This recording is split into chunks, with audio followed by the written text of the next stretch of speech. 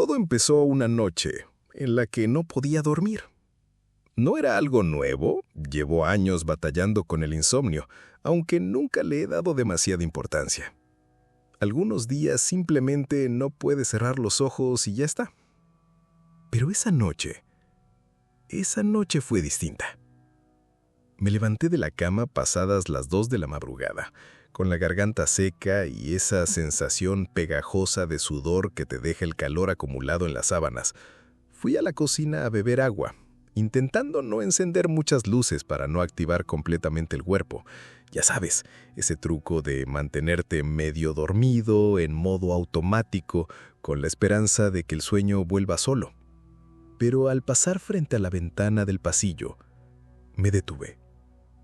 No sé qué fue exactamente lo que me llamó la atención, pero mis pies se detuvieron. Y ahí me quedé, mirando hacia afuera. En la calle no había nada raro. Las farolas parpadeaban como siempre.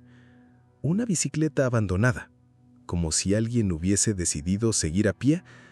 El silencio del barrio era tan común que lo reconocía como parte del paisaje, pero sentía algo invisible, como una presencia que no se mostraba, pero estaba ahí, agazapada, esperando que bajara la guardia. Me quedé parado varios minutos, sin razón aparente, con la vista fija en la acera. Entonces lo vi, a mi vecino, Ernesto. Ernesto era de los pocos en el barrio que siempre se levantaban temprano, antes que cualquiera. Un tipo mayor, de rostro serio, al que le gustaba regar sus plantas a las 6 en punto. Solo que ahora eran las 2:30 y él estaba ahí, en bata, descalzo, mirando hacia el cielo, quieto, completamente inmóvil.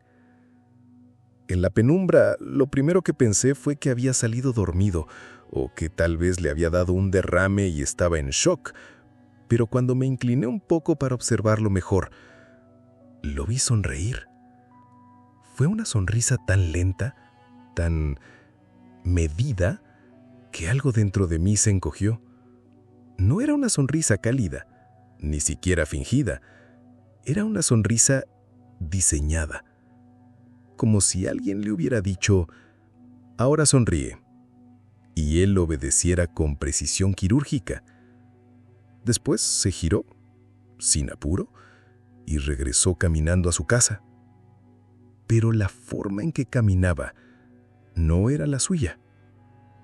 Lo supe al instante. Ernesto siempre cojeaba ligeramente de la pierna derecha, una lesión vieja, de la que solía quejarse cuando nos cruzábamos en la tienda.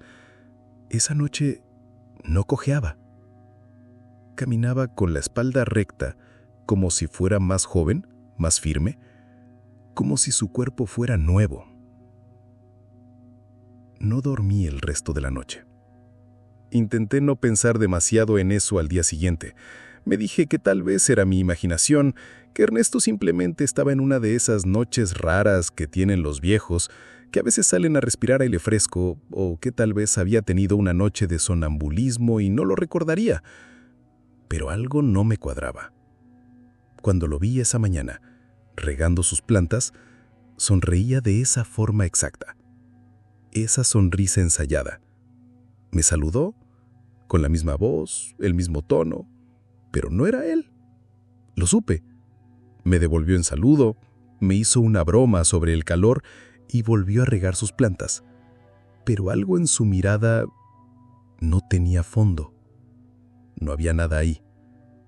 No emoción, no espontaneidad. Como si detrás de sus ojos no hubiera nadie. Los días siguientes intenté no obsesionarme. Me convencí de que solo estaba pasando por una mala racha de sueño. Tal vez estaba proyectando cosas, pero luego empezó a repetirse. El primero fue Ernesto, sí, pero luego vi a Mariana, una amiga de la universidad con la que solía compartir almuerzos y algunas clases pesadas. Siempre fue extrovertida, un poco torpe, de risa fuerte y contagiosa. Cuando me la crucé en la cafetería, me saludó de forma tan pausada, como si recordara cada gesto en tiempo real. Me abrazó, pero su abrazo no tenía presión. Fue casi como si me rozara apenas.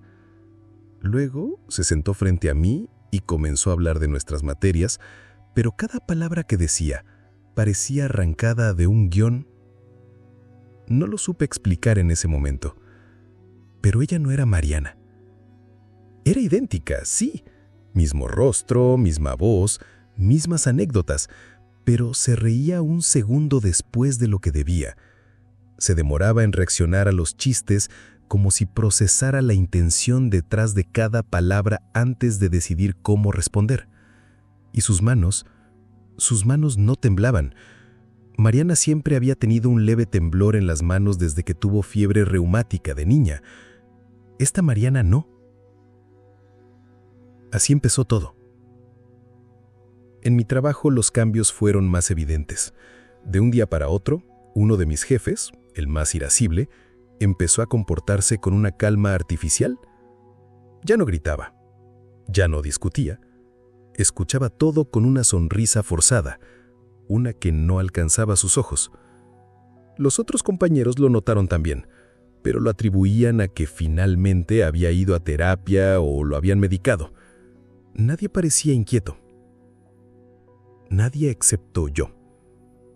Comencé a notarlo todo, cada gesto extraño, cada reacción fuera de lugar, cada pequeña diferencia. Pero cuanto más escribía, más empezaba a dudar de mí mismo. ¿Y si todo estaba en mi cabeza? ¿Y si el insomnio me estaba afectando más de lo que creía? Hasta que vi a mi madre. Eso fue lo peor. Había ido a visitarla un fin de semana. Como siempre, me recibió con un abrazo y café. Me preguntó si estaba comiendo bien, si necesitaba dinero, si estaba saliendo con alguien. Todo lo normal. Pero en algún momento de la tarde, algo pasó. Estábamos viendo televisión.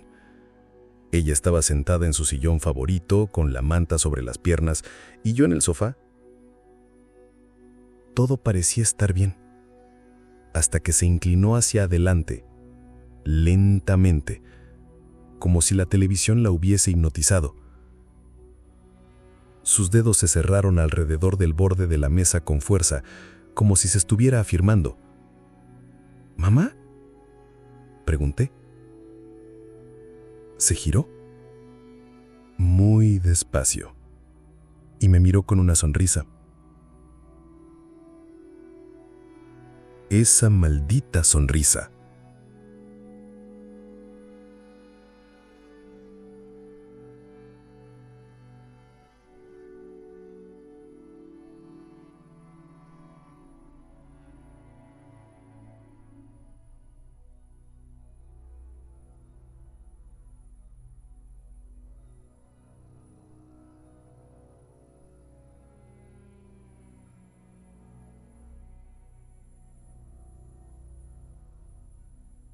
Pasaron 4 noches desde la última vez que escuché la voz.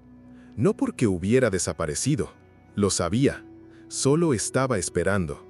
Había aprendido que lo hacían.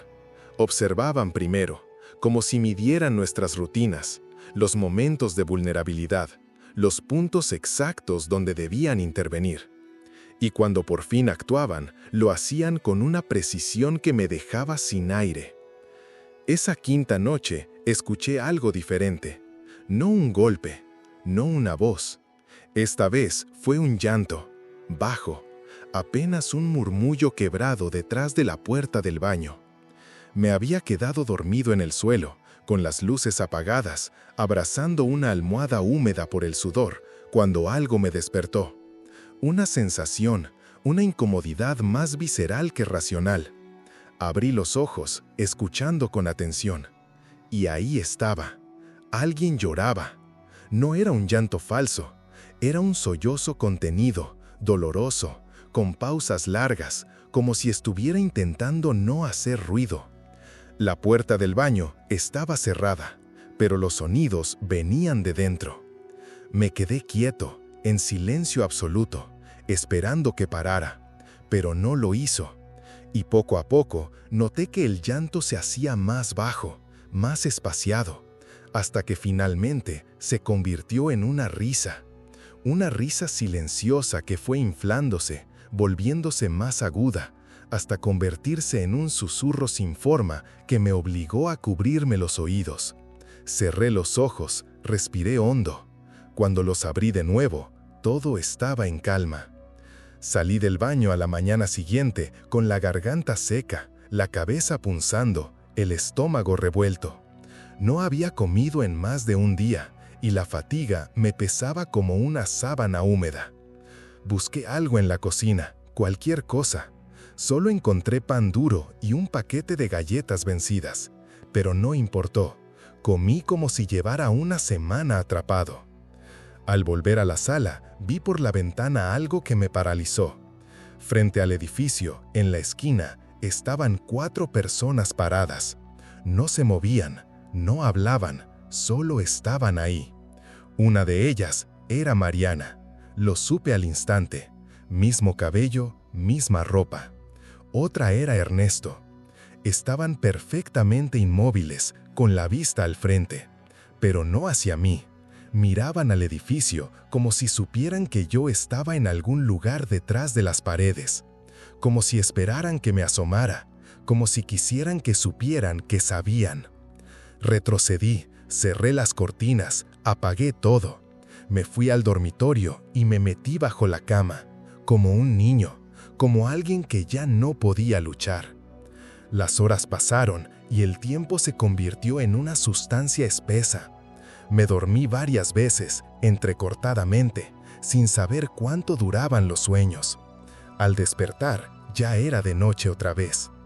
Fui al baño, me miré en el espejo, y por un momento no me reconocí. No porque mi rostro hubiera cambiado, todo seguía igual, las ojeras profundas, la barba sin afeitar, el cabello revuelto. Pero algo en mis ojos me devolvía la misma ausencia que había visto en ellos. Me sostuve del lavabo, tratando de mantener la compostura. Me obligué a parpadear, a respirar, a recordarme que todavía era yo. Todavía lo era. O eso quería creer. Al volver a la sala, me senté en el sofá y encendí la televisión, más por necesidad de ruido que por otra cosa. No prestaba atención a las imágenes. Todo parecía lejano, desconectado, hasta que la pantalla cambió, por un segundo, como un glitch, un parpadeo, y en medio de un noticiero cualquiera apareció una toma en directo de una calle vacía. No decía nada, solo una imagen en blanco y negro de una calle iluminada por faroles, sin personas, sin coches. Pero reconocí la calle. Era la mía. Apagué la televisión de inmediato. El silencio volvió con una violencia que me hizo temblar. Quería salir. Parte de mí sentía que si me quedaba encerrado me iba a perder a mí mismo. Pero no podía confiar en nadie allá afuera. No podía confiar en el mundo. Hasta que me llamó Alex. El único mensaje que no había borrado. No sé por qué. No hablábamos hace meses, desde antes de que todo comenzara a ir mal. Pero su nombre seguía en la lista de contactos, como si una parte de mí supiera que tal vez, aún había alguien de verdad ahí afuera. El mensaje decía: «Oye, ¿tú también los viste, cierto?». No respondí de inmediato. Me quedé mirándolo como si fuera una trampa, como si la sola idea de que alguien más compartiera esta pesadilla pudiera ser peligrosa. Pero después de varios minutos, escribí solo una palabra: sí. La respuesta llegó rápido. «Ven, todavía no entran a este lado». Me envió una dirección. No era su casa, era un taller mecánico en las afueras de la ciudad. Dudé, pensé en ignorarlo, pero algo en mí necesitaba saber. Necesitaba ver a alguien que no llevara esa sonrisa. Empaqué lo poco que tenía en una mochila. Una botella de agua, una linterna, algo de comida vieja, un cuchillo de cocina. Sabía que no serviría de nada si me encontraba con uno de ellos, pero necesitaba sentir que tenía alguna defensa. Salí del edificio justo después de medianoche. Las calles estaban extrañamente vacías. demasiado vacías. No había ruido, ni autos, ni pasos, ni voces, ni siquiera perros ladrando en la distancia. Solo el zumbido lejano de una farola a punto de morir. Tomé un camino largo, evité las avenidas principales, crucé por calles secundarias, por parques abandonados, por callejones con grafitis desvanecidos. Cada sombra era un posible enemigo, cada figura lejana una amenaza. Tardé casi 2 horas en llegar al taller. Era un edificio viejo, con paredes manchadas de aceite y letreros oxidados. La cortina metálica estaba medio abierta, como si alguien me esperara. Me detuve frente a la entrada. No había luces adentro, solo oscuridad. Dije en voz baja. No hubo respuesta. Di un paso al interior. Otro. El olor a grasa y metal quemado me golpeó de inmediato. Avancé con la linterna encendida, moviéndola de lado a lado, hasta que lo vi. Alex estaba ahí, sentado en una silla, con la mirada clavada en el suelo. Cuando levantó la vista, me miró directamente a los ojos. Y no sonrió. No supe cuánto tiempo pasamos ahí, solo mirándonos. Era como si el silencio entre nosotros dijera todo. Como si no hiciera falta hablar para saber que seguíamos siendo reales. Alex no había cambiado. No tenía esa calma falsa, ni ese aire plástico que parecía haberse pegado a todos los demás. Su respiración era entrecortada. Sus ojos se movían con vida. Cuando por fin habló, lo hizo con un hilo de voz. Pensé que ya te habían tomado. Me senté frente a él, con las piernas temblorosas. El taller estaba frío y sin embargo yo sudaba. Un calor pegajoso en la espalda, como si mi cuerpo aún estuviera corriendo aunque ya me hubiera detenido. Me incliné hacia adelante, con los codos sobre las rodillas. ¿Qué es esto, Alex? Negó con la cabeza, como si la pregunta fuera demasiado grande o como si ya lo hubiera hecho él mismo cientos de veces sin llegar a nada. Pero después respiró hondo y dijo: No lo sé, pero empezó hace semanas. Primero eran cosas pequeñas, gente que reaccionaba distinto, que usaba frases que nunca usaban. Pensé que era estrés, que estaba viendo cosas donde no había nada, pero no era eso. Yo también lo noté. Primero fue Ernesto, luego Mariana, y después mi madre. ¿Tu mamá? Asentí, no pude decir más. Alex se puso de pie, caminó por el taller con pasos cortos, nerviosos. Se notaba que no dormía bien, o que tal vez no dormía en absoluto. Al principio creí que era algún tipo de secta, ¿sabes? Que los estaban lavando el cerebro, que por eso hablaban igual, se movían igual. Pero hay algo más profundo. No es solo imitación, es reemplazo.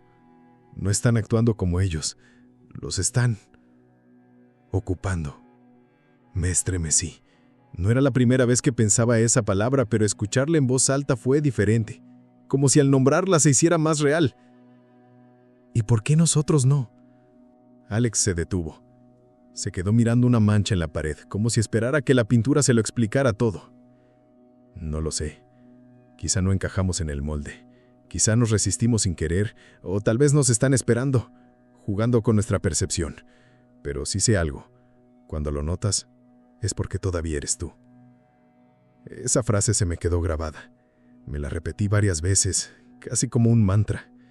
Cuando lo notas, todavía eres tú. Alex fue hasta una caja de herramientas y sacó un cuaderno desgastado, lleno de marcas de grasa y esquinas dobladas. Me lo pasó. He estado anotando todo. Nombres, fechas, cambios, pistas. A veces no tiene sentido. A veces sí. Lo abrí. Las primeras páginas estaban llenas de nombres. Vecinos, profesores, compañeros de trabajo. Algunos tachados. Otros con símbolos que no entendí. Luego venían dibujos.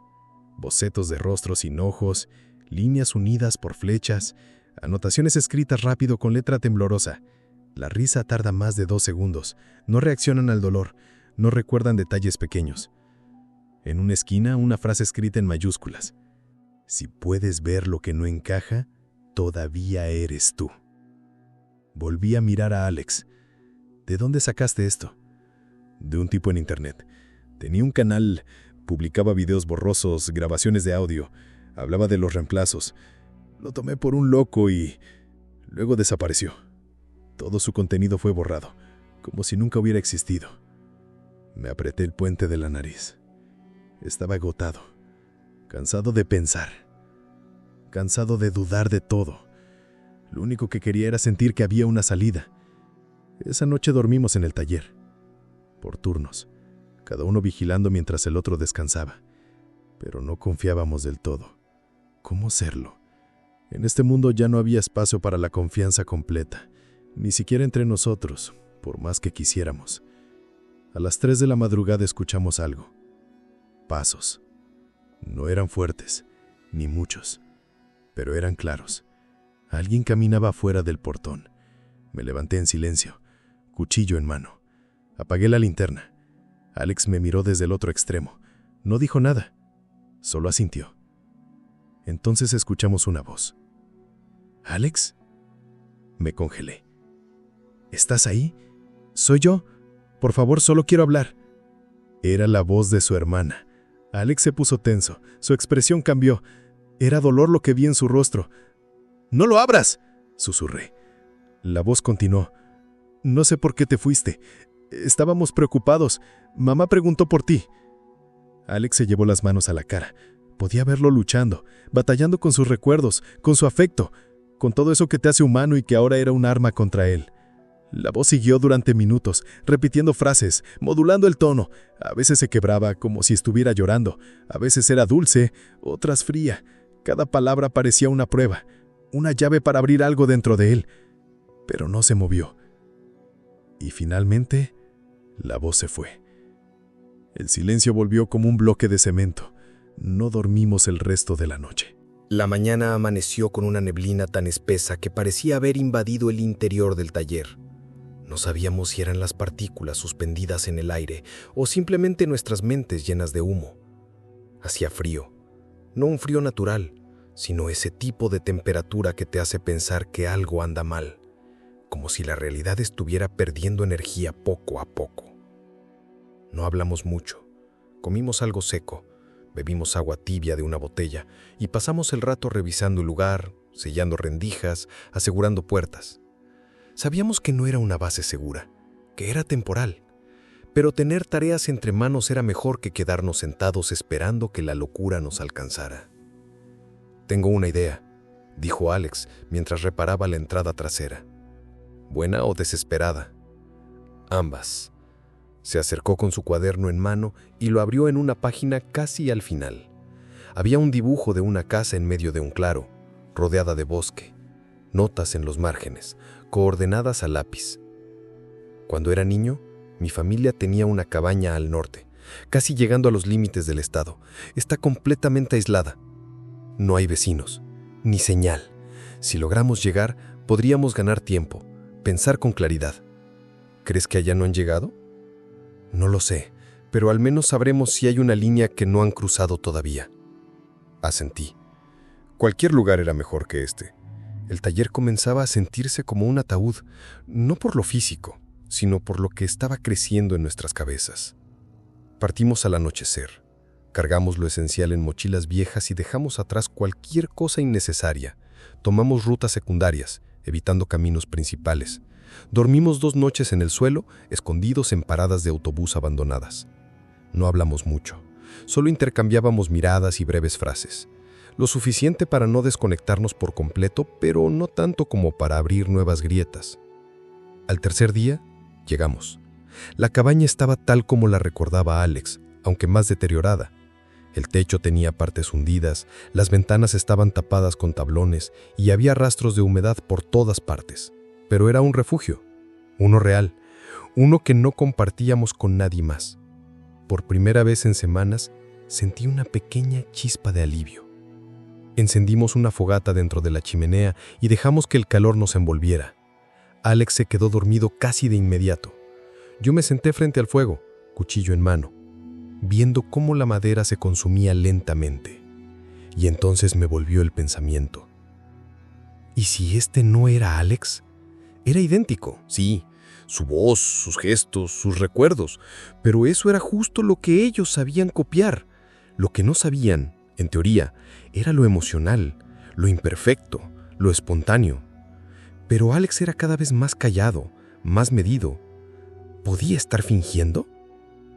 Me obligué a parar, a respirar, a recordar que el miedo puede meterse por cualquier rendija, que una duda mal plantada puede echar raíces profundas. Pero entonces me acordé de una frase que Alex había escrito en su cuaderno. Ellos no pueden fingir el dolor. Esa noche, mientras él dormía, me acerqué despacio y observé su rostro. Parecía en paz, respiraba con normalidad. No sonreía, no se movía con esa coreografía artificial. Y sin embargo, no dormí. Me quedé en una silla junto a la puerta escuchando. Afuera el bosque tenía un silencio demasiado uniforme. No había grillos, ni viento, solo un zumbido tenue como el de una televisión encendida sin canal. A las 3:30 escuché pasos afuera. Me paralicé, tomé el cuchillo con fuerza, me acerqué a la ventana sin hacer ruido. Corrí apenas la tabla que la tapaba. Había alguien ahí, parado justo en el borde del claro, entre los árboles. Era difícil distinguir su rostro, pero estaba ahí, quieto, esperando. Y no estaba solo. Aparecieron más. Uno, luego otro, luego 3 más. Todos inmóviles, todos mirando hacia la cabaña. No avanzaban, no hablaban, solo estaban. Me giré para ver a Alex. Seguía dormido. Volví a mirar afuera. Ya no estaban. Ni un sonido. Sentí el corazón bombeando tan fuerte que pensé que me iba a romper el pecho. Volví a sentarme y entonces escuché una voz desde el otro lado de la puerta. «Hijo, ¿estás ahí?» Me quedé helado. «Hijo, ¿estás ahí?» Era la voz de mi madre. No, no podía ser, no después de lo que había pasado. «Por favor, abre la puerta. No entiendo por qué huiste. No tienes que tener miedo». Alex se despertó sobresaltado. Me miró. Su expresión me confirmó que también la escuchaba. «No es ella», dije. Asintió. «Lo sé». La voz cambió de tono. Se volvió más urgente, más dulce, más suplicante. «Te extraño. Te quiero mucho. Estoy preocupada». Yo cerré los ojos, me cubrí los oídos, pero la voz no paraba. Repetía frases, una tras otra, como una cinta, siempre con la misma entonación, como si tuviera un número limitado de palabras y no supiera improvisar. Alex se acercó a mí, puso una mano en mi hombro. «No escuches, no les des eso». La voz finalmente se apagó, como si se diera cuenta de que no iba a funcionar. Nos quedamos en silencio durante horas. «¿Crees que saben lo que sentimos?», pregunté finalmente. «Creo que entienden lo que necesitan copiar, pero no lo viven». «Entonces, ¿qué buscan?». «No lo sé. Quizás solo ocupar espacio, borrar la diferencia entre lo humano y lo que no lo es». «¿Y cómo resistimos?». Alex no respondió. Se quedó mirando el fuego. La madera crujía, las brasas parpadeaban, y el silencio volvió a ser un personaje más en la habitación. Al día siguiente, apenas cruzamos palabra, no por enojo ni por cansancio. Era otra cosa, algo más profundo. La desconfianza ya no venía de afuera. Había comenzado a crecer entre nosotros, como una grieta invisible que se abría poco a poco con cada gesto mínimo, con cada silencio. Empecé a observar a Alex como si fuera un extraño. Y lo peor, sabía que él hacía lo mismo conmigo. Estábamos atrapados, no solo en la cabaña, sino en esa paranoia mutua. Veía cómo se movía, cómo respiraba, cómo tomaba la taza con la mano derecha cuando antes, estaba casi seguro, usaba la izquierda, cómo respondía a mis preguntas con una pausa de más, o cómo se reía solo con aire sin mostrar los dientes. Detalles mínimos. Pero cuando has visto a los otros, esos detalles lo son todo. Pensé en confrontarlo, preguntarle directamente, mirarlo a los ojos y decirle: «Demuéstrame que sigues siendo tú». Pero tenía miedo de la respuesta. O peor, de que no respondiera. Salí un momento al exterior, solo para tomar aire. El bosque seguía inmóvil como si fuera una escenografía muerta. Caminé hasta el límite del claro donde comenzaban los árboles densos. Miré hacia adentro. Esperé verlos otra vez, de pie entre los troncos. pero no estaban. Me senté en una roca y cerré los ojos. Me obligué a recordar momentos con Alex, reales, de antes, riendo en la universidad, discutiendo por tonterías, hablando de películas hasta las 3 de la mañana. Me esforcé por sentir algo que me anclara a la idea de que él seguía siendo el mismo, pero incluso esos recuerdos se sentían lejanos, como si estuvieran perdiendo definición. Cuando volví a la cabaña, él ya no estaba adentro. Alex, llamé. Nada. La puerta estaba entreabierta, la linterna aún encendida. El cuchillo que él siempre llevaba estaba sobre la mesa. Un escalofrío me cruzó la espalda. Salí otra vez al exterior. Lo busqué por el perímetro. Nada. El bosque empezaba a cubrirse de niebla. Y entonces lo vi. Una silueta caminaba hacia mí desde los árboles. Era Alex, pero algo estaba mal.